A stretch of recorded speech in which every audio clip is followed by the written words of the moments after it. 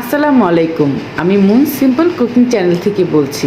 আপনারা সবাই কেমন আছেন? আল্লাহর অশেষ রহমতে আমি ভালো আছি।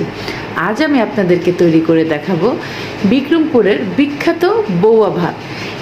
এই খাবারটা বিক্রমপুরের মানুষরা সাধারণত সকালবেলা খেয়ে থাকে। এটা আপনারা ডিম ভুনা, ডিম ভাজা, ভর্তা বা আচারি বেগুন যে কোনো কিছুর সাথে এটা খেতে পারবেন।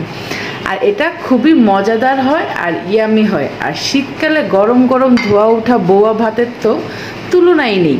আমি এটা পেঁয়াজ বেরেস্তা আর ঘি দিয়ে পরিবেশন করেছি। আপনারা চাইলে এটা এমনিতেই খেতে পারেন। তো দেখে নিন আমাদের বৌয়া ভাত তৈরি করতে কি কি উপকরণ লাগবে। আর আমার এই ভিডিওগুলো যদি আপনাদের ভালো লেগে থাকে অবশ্যই আমার চ্যানেলটিকে আপনারা সাবস্ক্রাইব করবেন, লাইক, কমেন্ট, শেয়ার করবেন। আর আমি আমার নিজের পছন্দ মতো রেসিপি তৈরি করে দেখাই। আমি যেভাবে রান্না করি আমি সেভাবেই আপনাদের কাছে পরিবেশন করি। আমি আশা করব আপনাদের আমার রান্নাগুলো ভালো লাগবে। তো চলুন দেখুন বৌয়া ভাত তৈরি করতে আমাদের কি কি উপকরণ লাগবে। সর্বপ্রথম আমরা নিয়েছি এখানে চাল। আমি এখানে নাজিশা চাল নিয়েছি। আপনারাও চেষ্টা করবেন আতপ চাল বা নাজিশা চাল নেওয়ার জন্য। এখানে আমি 1 কেজি চাল নিয়েছি। 1 কেজি চালে আমি এখানে 1 পোয়া ডাল নিয়েছি। আমি মসুরির ডাল নিয়েছি।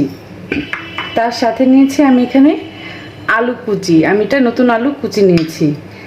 আর নিয়েছি লবণ।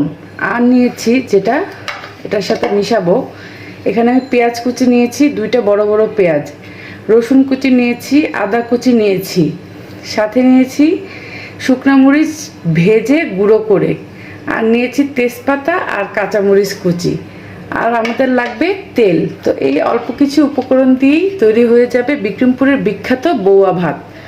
তো চলুন এটা কিভাবে করি আমি দেখাচ্ছি। তো প্রথমত আমরা এখানে একটা পাতিলা নিয়েছি, সেখানে আমি এই চালটা দিয়েছি। চালটা দিয়ে দিব।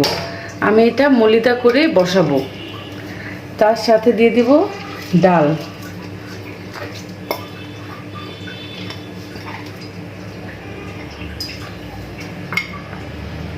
এখন আমরা দিয়ে দিব এই আলুটা। এটা খুবই সহজ একটি রেসিপি। এটা আপনারা ভর্তা, ডিম ভাজা, আচারি বেগুন, ডিম ভুনা যে কোনো জিনিসের সাথে এই খিচুড়িটা বা বৌয়াটা খেতে পারবেন। এটাকে সাধারণত বিক্রমপুরের মানুষরা বৌয়া বলে থাকে। তার সাথে দিয়ে দিব পেঁয়াজ কুচি, রসুন কুচি, আদা কুচি, কাঁচামরিচ, তেজপাতা আর এই মরিচ ভাজাটা।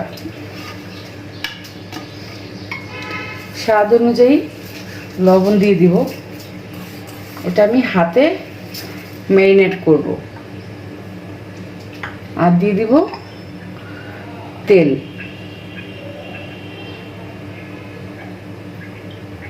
এখন আমি খিচুড়িটাকে ভালো মতো ম্যারিনেট করে নেব। এটাকে আমি বাংলা ভাষায় মলিদা বলে থাকি।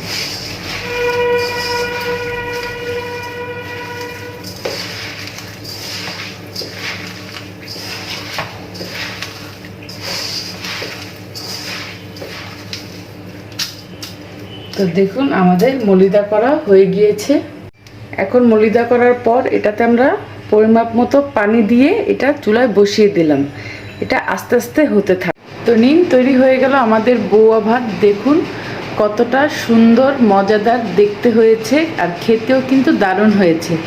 আমি এটার উপরে পেঁয়াজ বেরেস্তা আর সামান্য একটু ঘি দিয়ে পরিবেশন করেছি।